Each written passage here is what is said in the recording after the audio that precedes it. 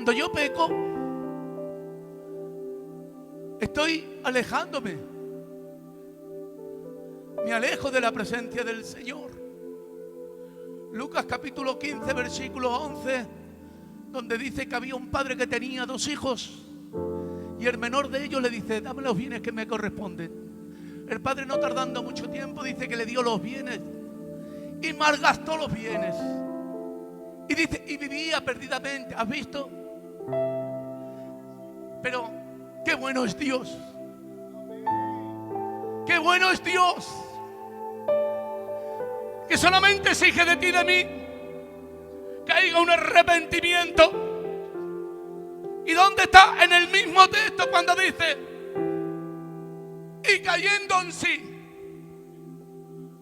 Dice: y cayendo en sí, dijo: en la casa de mi padre hay abundancia de pan y yo aquí perezco de hambre. Iré y le diré: Padre, he pecado contra el cielo y contra ti, no soy digno de ser llamado tu hijo, hágame como uno de tus jornaleros.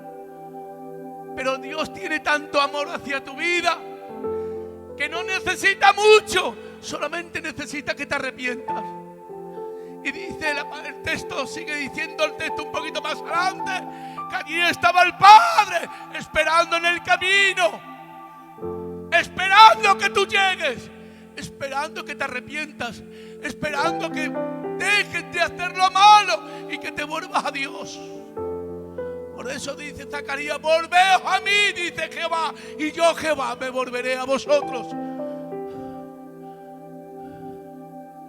No sé si has hecho algo, hermanos, pero si has hecho algo, todavía tenemos 5 minutos que no necesita más el Señor. 5 minutos necesita para que tu vida tenga un arrepentimiento. Ay, Padre, llama abajo.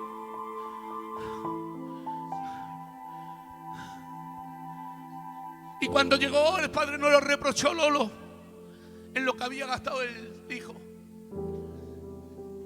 sino lo que hizo es que fue quitar las ropas y ponerle vestidos blancos resplandecientes y poner anillo en sus manos como autoridad. Poner calzado porque no lo quería como siervo, sino lo quería como hijo.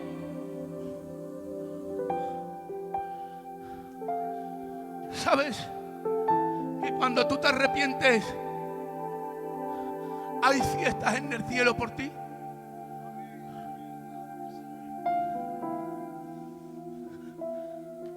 Matar el mejor becerro. Ay, Padre. Ángel, cuando yo y tú nos arrepentimos, el Señor manda a matar el mejor becerro. Y dice: matar el mejor becerro y hagamos fiesta por mi hijo, que era perdido y ha sido hallado, muerto y ha revivido.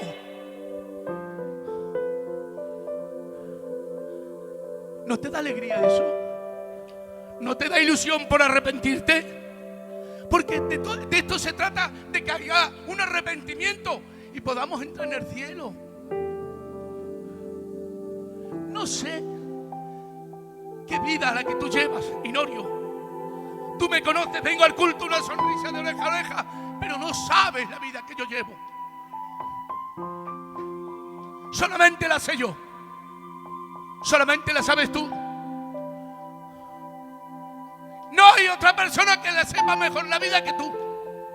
Pero por eso te estoy diciendo en esta tarde: si has pecado, abogado tiene Jesucristo el justo.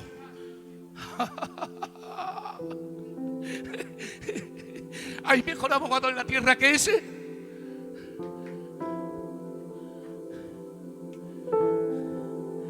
En que Satanás te acuse y te diga: mira lo que has hecho. Acuérdate que Dios te dio en la cruz del Calvario para perdón de tus pecados. Padre, voy a dejar a Dani, que si no, no lo dejo.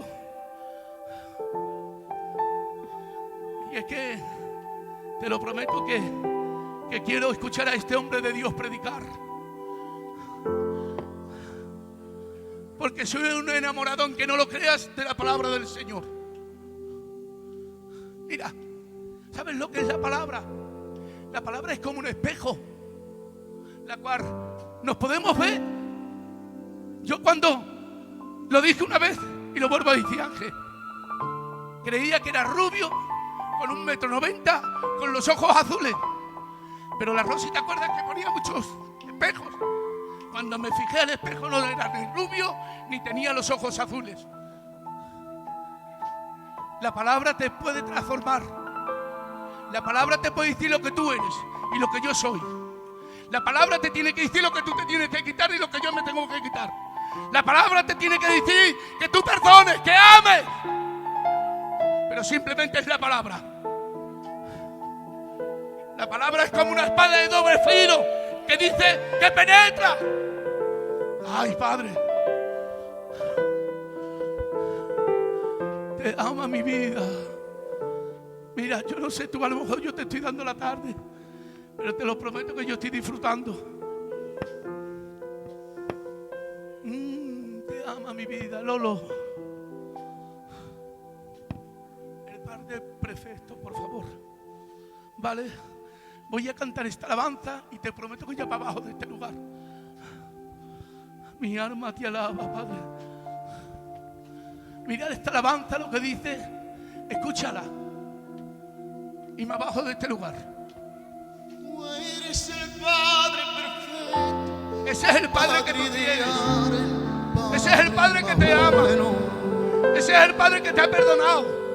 Ese es el Padre que te está diciendo te quiero. Mi camino, la verdad y la vida, tú eres verdadero. ¡Ay, qué alegría, Padre! No es mentira.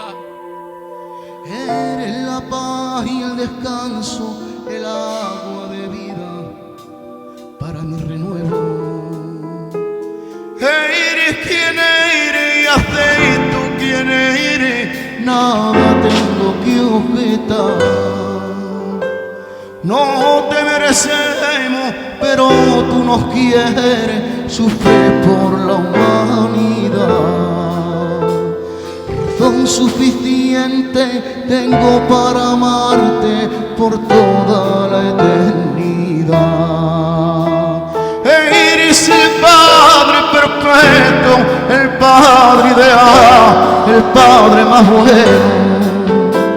Eres la luz, mi camino, la verdad y la vida, tú eres verdadero.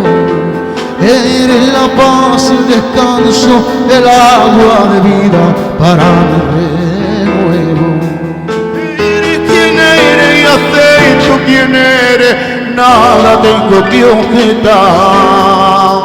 No te merecemos, pero tú nos quieres, sufres por la humanidad. Razón suficiente tengo para amarte por toda la eternidad.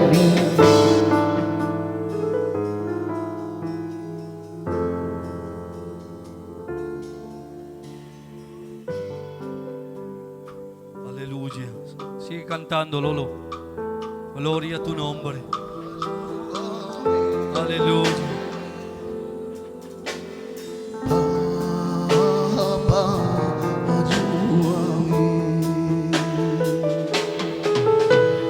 Desde que le conozco, él nunca me ha defraudado. Aleluya.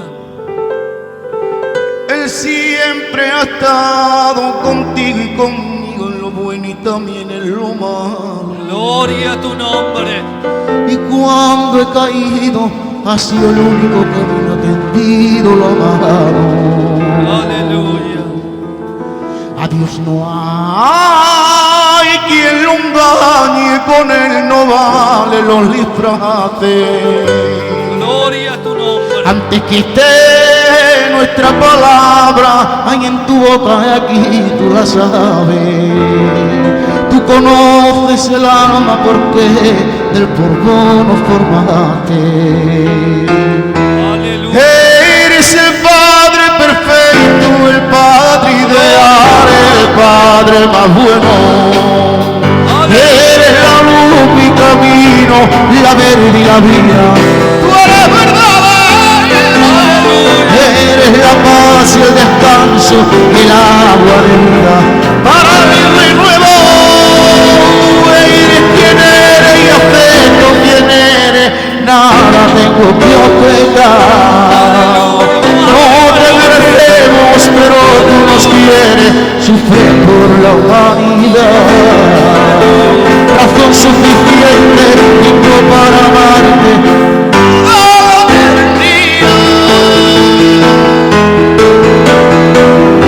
Gloria a tu nombre. Aleluya.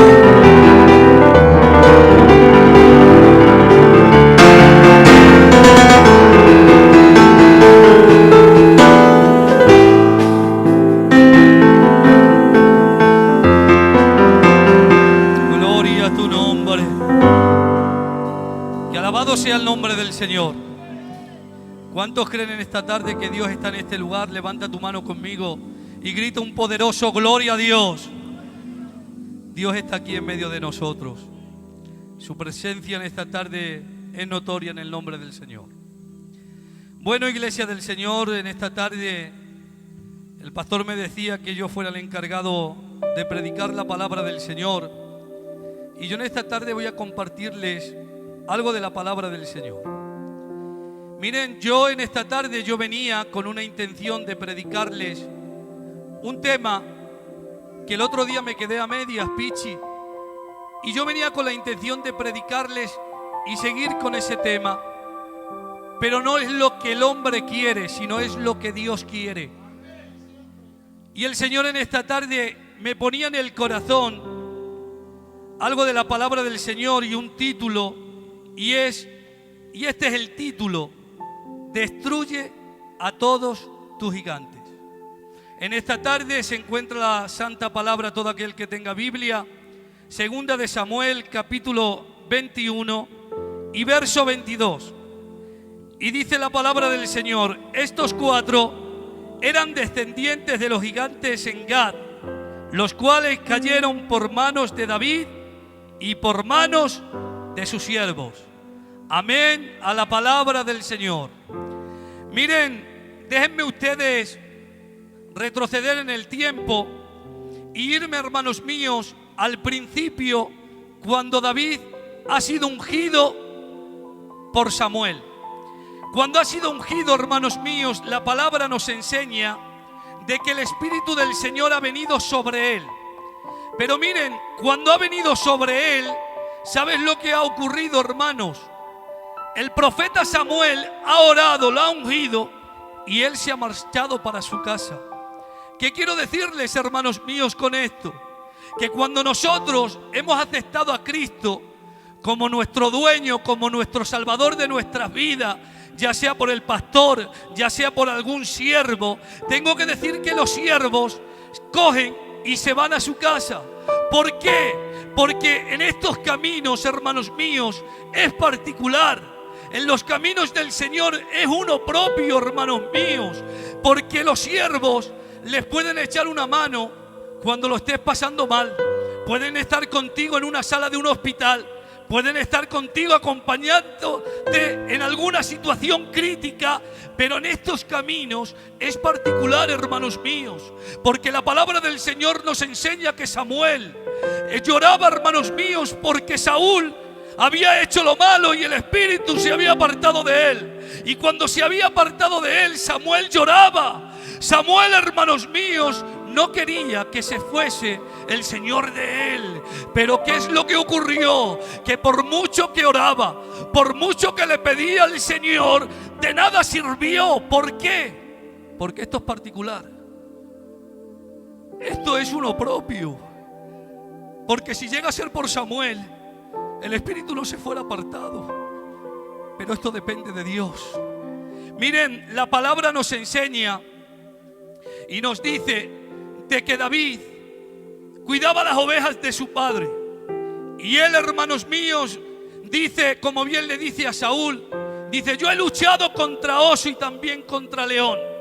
Pero el verdadero enfrentamiento, hermanos míos, de David fue contra aquel gigante llamado Goliat, donde Goliat estuvo durante 40 días, hermanos, amenazando al pueblo de Dios.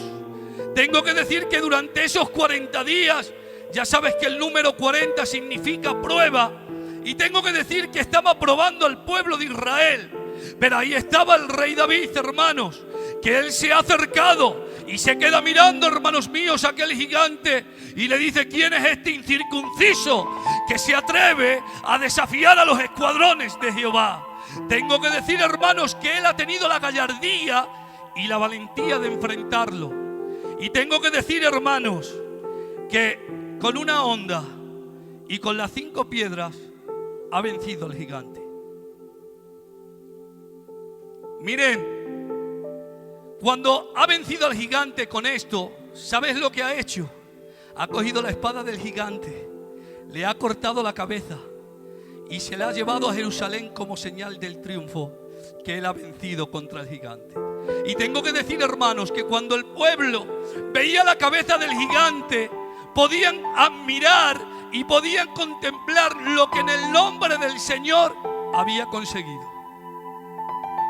Tengo que decir, hermanos, que muchas veces hablamos con personas y creo que también admiramos, pastor, cuando han vencido a sus propios gigantes, en la cual, con mucho respeto hacia los hábitos lo digo, en la cual a lo mejor en un tiempo pasado se le han levantado gigantes en su vida, en la cual antes eran ludópatas, eran drogadictos, eran, hermanos míos, ladrones, eran personas, hermanos míos, que hacían lo malo, y cuando hablamos con ellos te empiezan a enseñar la cabeza del gigante y te empiezan a decir: mira, yo ya no robo, yo ya no hago esto, yo ya no hago aquello. ¿Por qué? Porque el poder de Dios ha actuado en mi vida, y nosotros, hermanos míos, admiramos lo que el nombre del Señor ha podido hacer en su vida.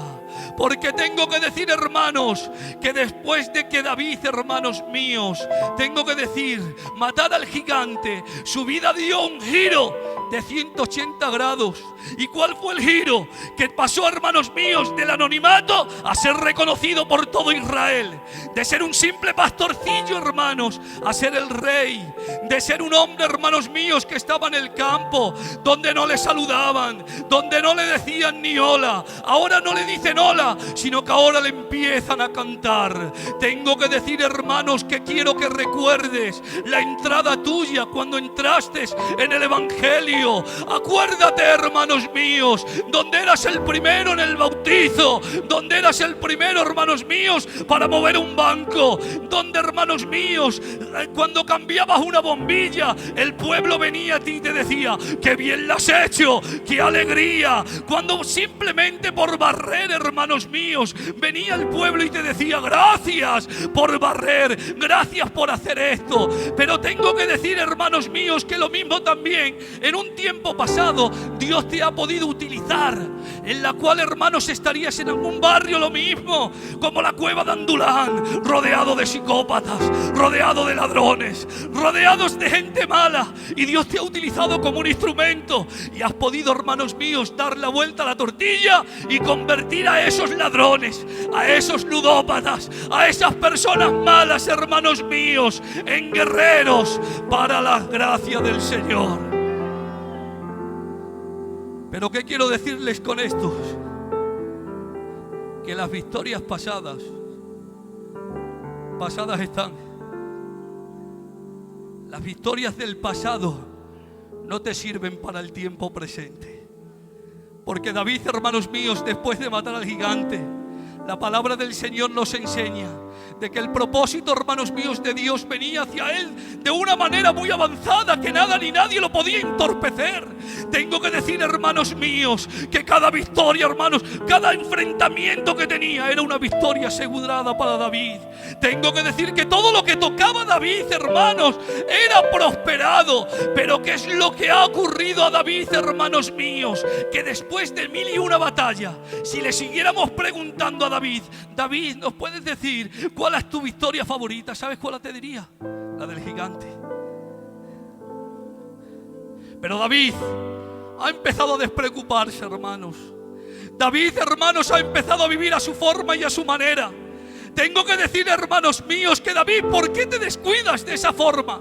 Si pudiera contestarme David, ¿sabes lo que me diría Daniel? Que ya lo tengo todo, que ya tengo el trono, que ya tengo la valentía y que ya tengo la fama ante el pueblo. ¿Sabes lo que quiero decirte con esto, hermanos míos? Que yo no sé a qué nivel, hermanos míos, espiritual tú puedes estar. Yo no sé qué número o a qué grado de consagración tú puedes estar, pero quiero venir diciéndote en esta tarde que nunca digas: ya no hay más gloria de Dios para mi vida. ¿Sabes por qué? Porque Dios siempre te va a sorprender. Y no digas tampoco: con esta altura que yo tengo no va a haber nada ni nadie que me haga caer. ¿Sabes por qué?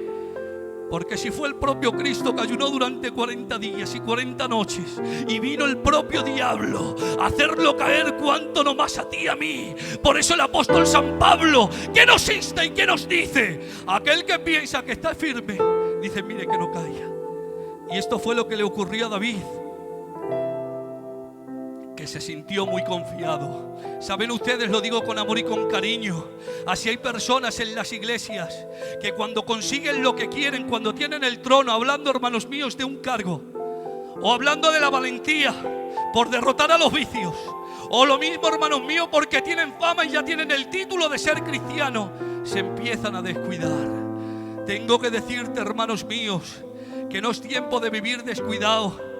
¿Saben por qué? Porque hay un problema. Les voy a decir algo. Mira, David se descuidó. David, hermanos míos, empezó a vivir a su forma, empezó a vivir a su manera. ¿Y sabes lo que ocurrió? Que dice la palabra del Señor que se le levantaron 4 gigantes dispuestos a acabar con su vida. ¿Saben ustedes cuál es el significado del número 4 según la Biblia? El número 4 es un significado terrenal. Los 4 seres vivientes, los 4 elementos de la tierra, las 4 estaciones, y en la cual las 4 estaciones, que son los 365 días del año, es ahí donde nos se levanta el diablo, que Dios lo reprenda, en la cual viene a hacernos frente. ¿Para qué? Para hacernos caer, para hacernos caer. Pero te animo en esta tarde y te traigo una buena noticia: que Dios en esta lucha, Dios en esta batalla, no te ha dejado desamparado, sino que también ha proveído para tu vida un número 4, hermanos míos, que es todopoderoso, que son los 4 evangelios. Porque cuando le mencionamos los 4 evangelios al diablo, tiene que salir corriendo. ¿Sabes por qué, hermanos míos? Porque ahí vemos que la sangre del Cordero nos limpia de todo pecado. Ahí vemos, hermanos míos, en los 4 evangelios, que Cristo se dio en la cruz por todos nosotros. Pero no solamente eso, sino que también vemos la potestad y el derecho que Dios nos ha dado. Por eso dice: mas todo aquel que cree en Él, mas todos los que le recibieron, les dio la potestad, les dio el derecho de ser hechos hijos de Dios.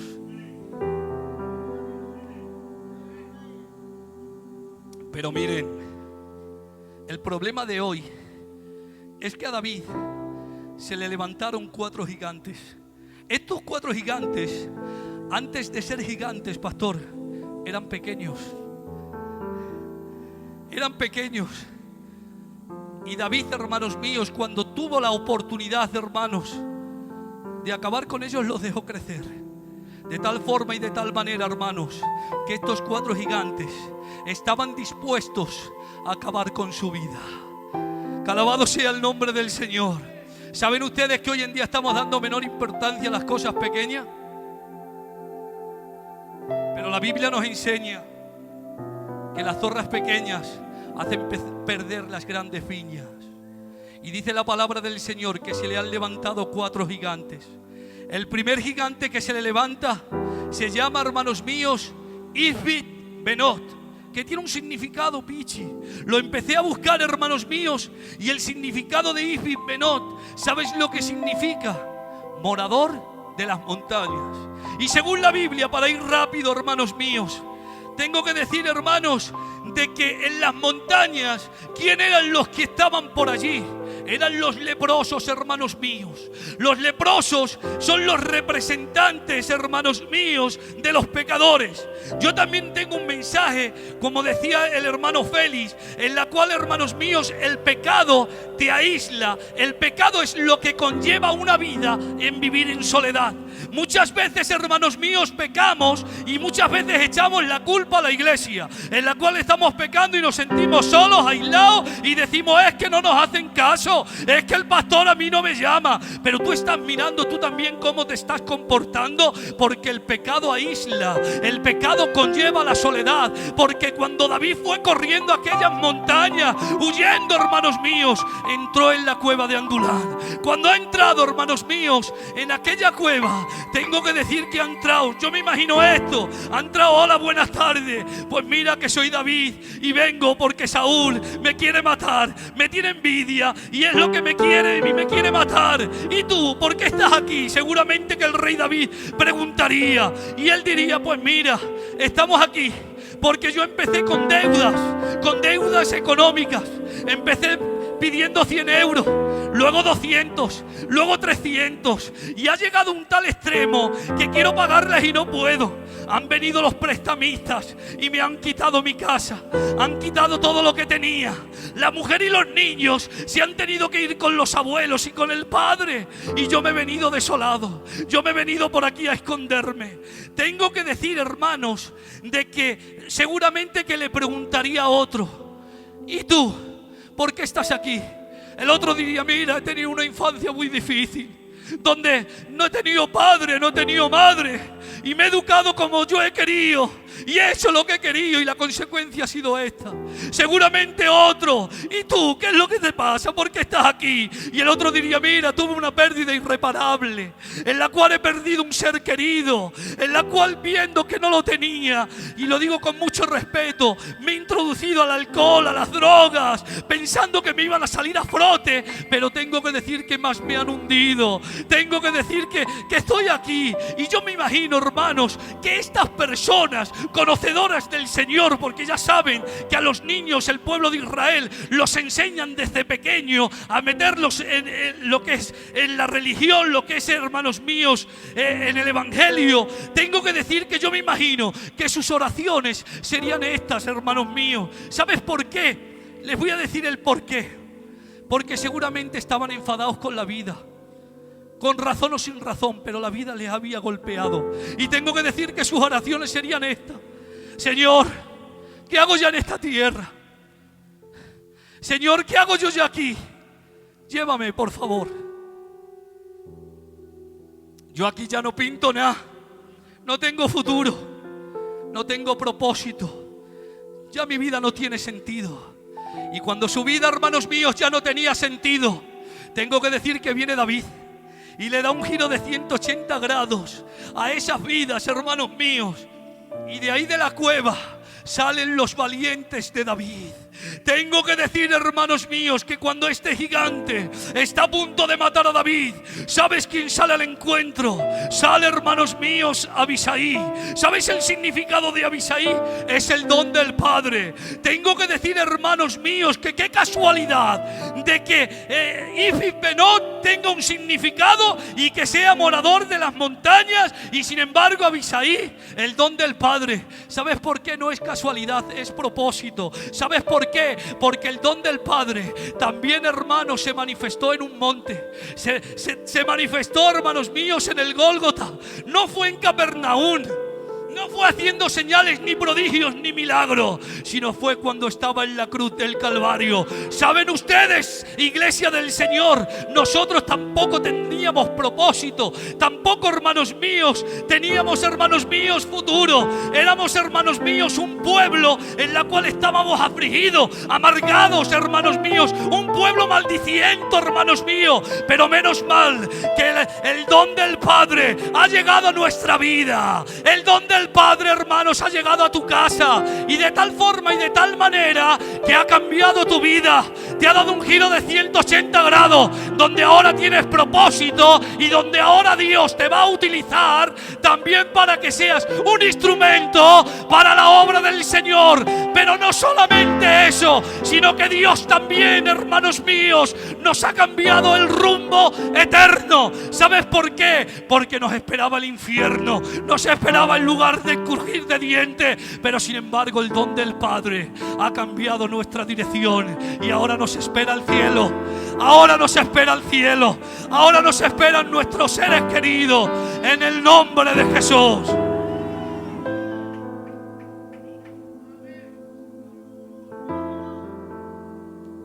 Dice la palabra que hubo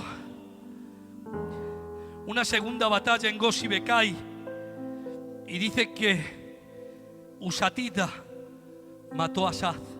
Esto lo digo rápido, vamos a ir terminando. Saz era uno de los descendientes de los gigantes, que también tiene un significado. El significado es tazón y umbral.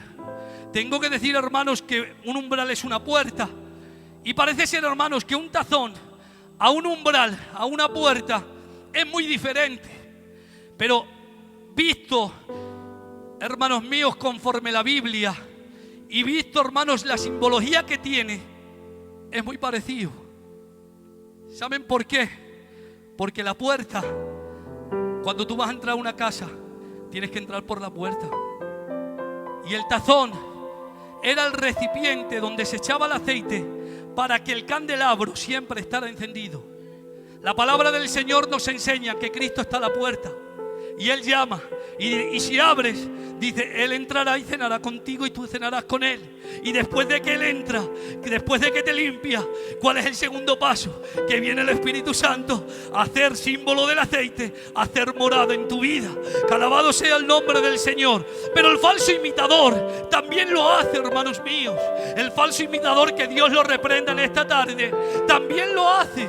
¿Y qué es lo que hace, hermanos? La palabra nos enseña que cuando sale, hermanos míos, de una vida, dice, y buscando y no hallando reposo, dice, toma 7 espíritus peores y vuelve a la casa, y viéndola desordenada y vacía, dice, y vuelve a habitarla. ¿Y cómo entra?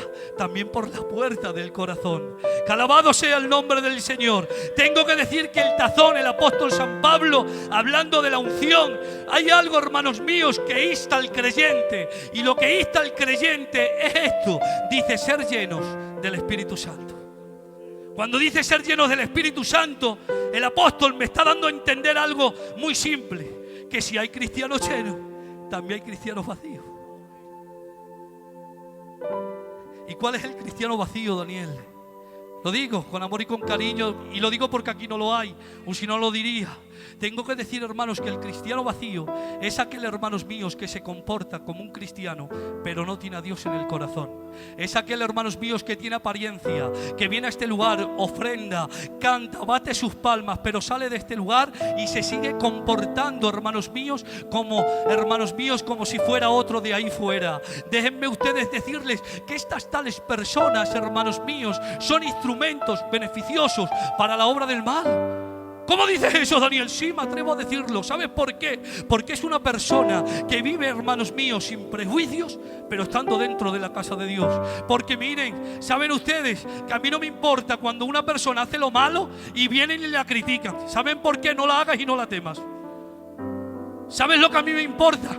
Que luego critican a la iglesia, y la más golpeada, y la que, hermanos míos, las que se llevan las críticas no es la persona, es la iglesia. Pero tengo que decir, hermanos, aunque Satanás se opone a que seamos llenos del Espíritu, tengo que decir, hermanos, que el Espíritu Santo está dispuesto a llenarte. Por eso Él puede venir, hermanos míos, puede venir el diablo para engendrarte un virus para que no des fruto, pero tengo que decir que el Espíritu, la palabra del Señor me enseña que es como fuego, que mata, hermanos míos, todo germen para que tú des fruto. Es verdad que Satanás quiere venir a secar tu vida, pero la Biblia también me enseña que el Espíritu es como agua que hace reverdecer tu vida. Es verdad que el diablo quiere venir a tu vida a implantar en tu corazón tinieblas, pero escúchame bien, el Espíritu Santo es el que te ilumina. Porque, señores, señoras, tengo que decir algo. Una fuente, hermanos, no puede dar agua dulce y agua salada. vida. Tengo que decirlo.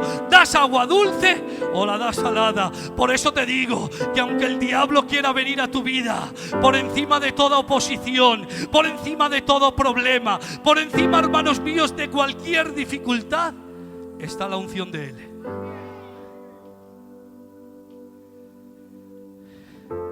Miren, yo ya termino. Quedarían 2 gigantes, pero no voy a seguir. Hay algo que me encanta de esta historia. Y lo que me gusta de esta historia es que dice la palabra del Señor: y David y sus consiervos mataron a los gigantes. Dice, murieron en manos de David y sus consiervos. Pero si es que lees la historia, y David no ha matado a ninguno. Él mató a Goliat, pero a estos 4 gigantes no mató a ninguno. Es más, cuando estuvieron a punto de acabar con él, le dijeron: David, vete para casa, vete y ora, no sea que te hagan algo y la lámpara de David se apague. Vete y ora. Y yo cuando leía esto, ¿sabes lo que yo podía ver? A mi Cristo, en la cual en la cruz del Calvario Él mató al gigante de este mundo. Y dice la palabra del Señor, y ahora Él se ha ido a la diestra del Padre para interceder por nosotros.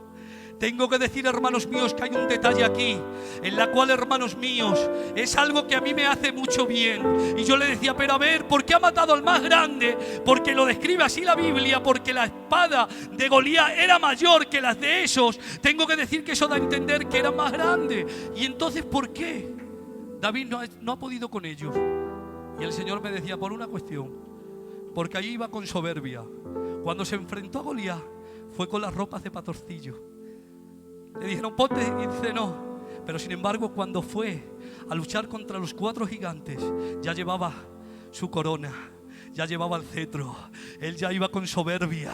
Que alabado sea el nombre del Señor. Por eso te animo a que nunca olvides la humildad en el Señor, que nunca olvides de la oración, que nunca olvides de la palabra, que nunca olvides del ayuno, y sabiendo que nuestras fuerzas no dependen de nosotros, sino depende de aquel que vive para siempre. Que alabado sea el nombre del Señor. Así que, iglesia, sin miedo, que somos más que vencedores en Cristo Jesús, Señor nuestro. Ese fuerte aplauso. Sacamos una alabanza al servicio de ofrenda y el pastor con nosotros. ¿Quién podrá igualarse a la hermosura del Santo Dios de Israel? ¿Quién podrá igualarse a la hermosura del Santo Dios de Israel? ¿Quién como mi Dios, que se sienta en las alturas? Que el cielo es su trono y la tierra el estrado de tu piel. Gracias, Dios mío. Podrá igualarse a la Qué alegría, hermosura del Qué Santo alegría, Espíritu Santo. Dios de Israel.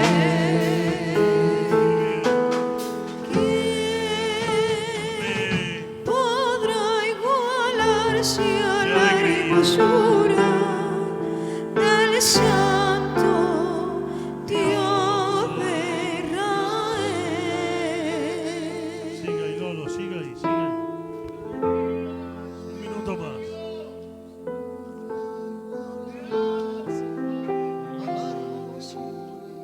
Medita en la palabra, por favor. Un solo minuto. Medita en la palabra. Soy lo que Dios dice que Gracias, soy. Gracias, Valgo Dios mío. lo que Dios dice que valgo. Y tengo Por esa lo palabra que nos Dios hace dice que tengo. Gracias. En su nombre lo proclamo. Amén. Soy lo que Dios dice que soy. Valgo lo que Dios dice que valgo. Y tengo Gracias. lo que Dios dice que tengo. En su nombre lo proclamo. Es tu palabra como lumbrera que a mis pasos tú la reflejas. Te adoramos a ti. Es tu palabra como martillo que aún quebranta la dura piedra.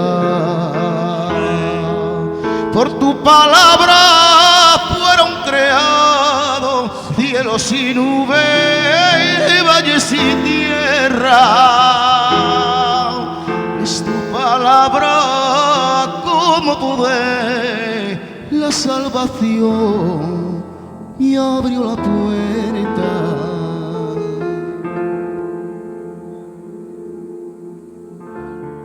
Que Dios bendiga a su siervo y a su hermosa palabra.